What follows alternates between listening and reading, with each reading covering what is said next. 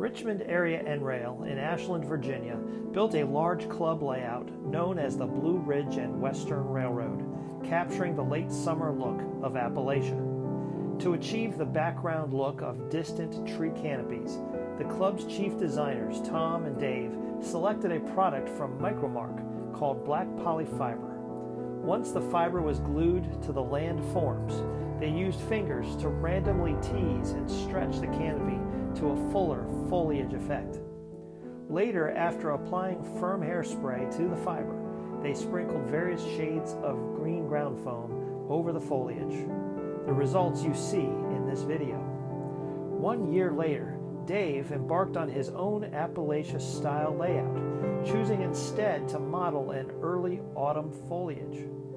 On a pleasant Monday afternoon in June 2022, Dave, Tom, and videographer J.M. met to test the concepts live on video camera.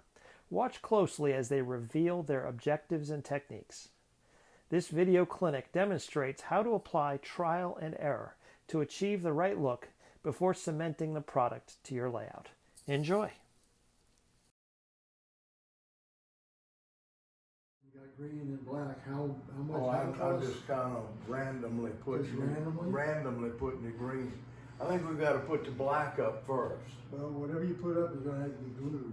Yeah. It's going to have to be permanent. You want to try a little bit of that theory on this? Well, we can try. We can just put some green into that. Right. To that black. Right. Let's see what kind of results you look at. Okay, if you don't like it, we just shake it off. Yeah.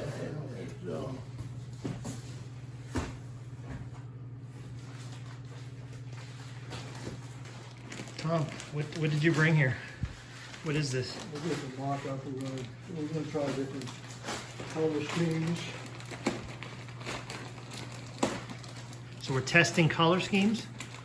Yeah, we're looking for a certain look. Yep. We want a fall look. Yes. Early fall. Take half of this. Let's take half of this. Put your green in where you want it. So you're taking the same amount of material, but you spread it out real thin. Layer it over top of the base tree canopy. And then is what I was watching, were you literally using your fingers to pull out the underlying tree canopy black up through the green? Is that what you were doing? I'm not pulling it up yet. It's an idea. It's a possibility. We're trying to look for a blend. Yep. By putting in the green. Yes. We didn't rely on the green before as a surface. Yes. The surface that we put on there with the black polyfiber was the base. Right. And then we put the green on it. That's right. But right now we're substituting a lot of the sprinkle-on foliage with the polyfiber, and we're going to sprinkle on some more color. We're trying to bring the color around. Yes. I don't know. I think you're spot on, because what the black represents shadows. Right. It represents the trees you really don't see. You need the depth, and that's right. That's the shadow. That's right.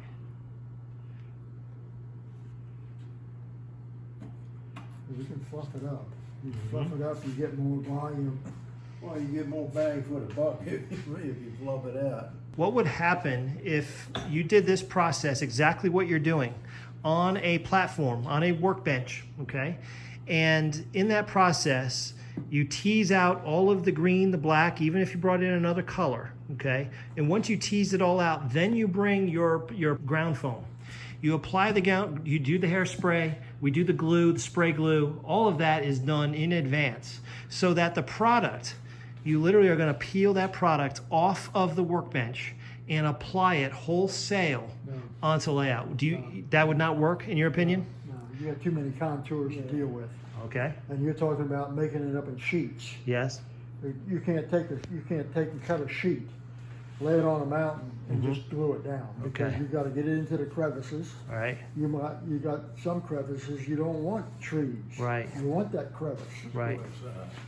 Okay. Let's go outside and check this stuff outside. I gotta say right now, what is showing up on camera under the natural light looks very realistic.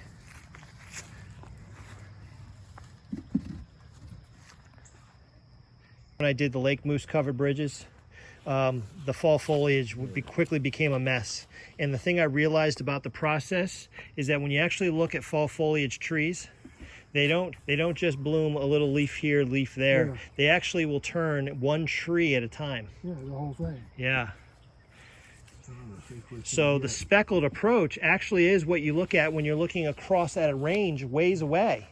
And you'll see what you're actually seeing is many different trees, but what you're seeing is it's so compressed down. But when you get close to that scene in a model railroad where the train's literally running right through it, that's when it loses its realism. All right, you got more black coming through over here. Right. So again, it's that distinction between near and far. And I think that really has to do with where it is on the layout, right? Yeah. We got more control by what we can shake on. Yeah. Okay. And yeah, you get the black and you get the green on it, and we got that depth. Now you want to take about 3 different colors. Right. Okay. To get to the color you want, and bring the shades up. Go with a real mild shade, real soft, subtle shade, and then something else, you know, and maybe a bigger area, and then something else a little bit more dense, Yeah. a little bit more color, until you build that. Yeah, the orange and the red would probably work pretty good. You'd want a little bit more orange. Well, I mean, you got trees that are all orange and trees that are all red. Exactly right. You know, yeah, well, you don't see. Blended. Yeah. What you do see blended is when you're standing on a mountaintop and you're looking 10 miles away and you see the entire ridge. And in early fall, yes, every one of those individual trees now starts to look like a speckle. Yeah. And that's really our challenge. Our challenge, I believe, is knowing where you're going to put your trees and what is near and what is far. Now that yellow is starting to pop Yes, it is. on the left. And those are the colors we want to bring out. Look at how it showed up on the camera. Like that whole section there. There you go. There you go. And that, look at how much more realistic that looks. Finer stuff though is Yeah, that's the answer. The heavier stuff. yeah. It's just I don't know it's if out we of can take scale. a heavier stuff It's and out of scale. we can chop it down, run it through the blender and Blender. chop it. Yeah. Where are you referring to? See, I say take a look at that side, the left side. Left We side. got more of the black showing than we have on the right. Uh, So, and we got those colors on the black. Yep. That doesn't really set right. No, I think you got to put the black up, and Put the then we green got to down. do the green and put the colors And on put the the- green, and then plant the green into Okay. the black. We maybe shade the black with some of the Green poly. green or the mixed color, but lightly. We got to put the black down, and we got to shade the black lightly.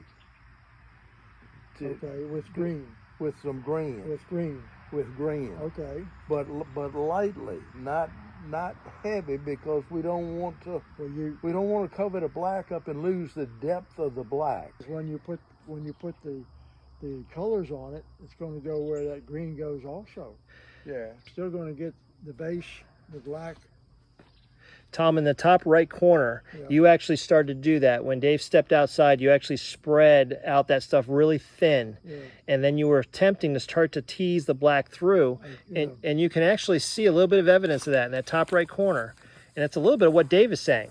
Dave was saying that the black then simply covered with a little bit of the green, then sprinkled.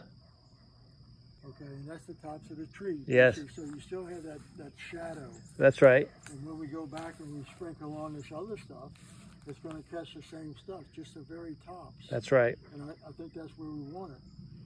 Because the tops, you're always looking at the tops going down the hill, but you still got that green coming through. Yes. And that's what gives you that depth. Yes.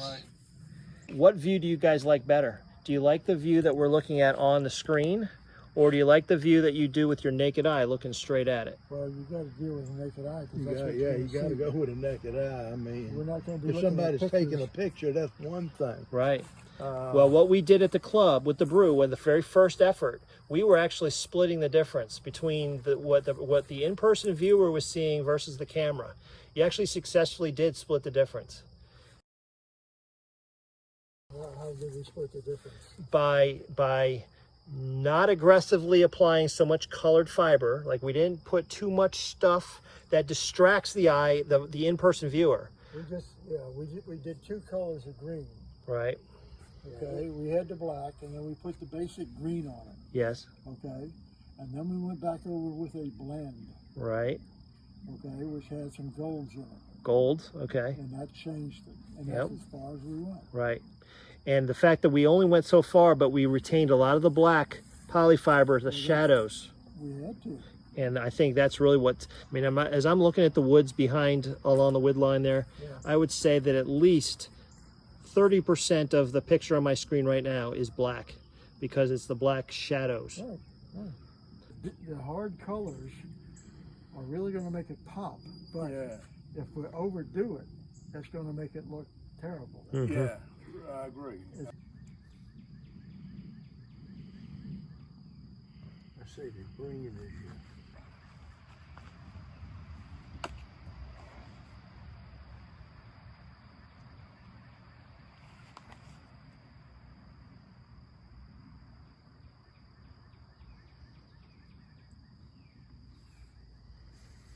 We were going through the mountains of West Virginia, and I'm looking up at ridges, Right, right. and you've got you got dog trees going up this way, and all of a sudden through there you got it's a different variety of tree, Okay. but the leaves are a different color. Right. They're a different shade. Did the road take a big turn, and the sunlight comes in from a different direction? Well, it could be that, but it could be just looking back here. I mean, if you look back here, those leaves are different colors. Some of them are different shade of Right. green. Well, that's why you put a blend. Well, You what you can do with the blends, you can have a couple different blends in different shades. Oh yeah. Sprinkle it in here, and then start another color, maybe an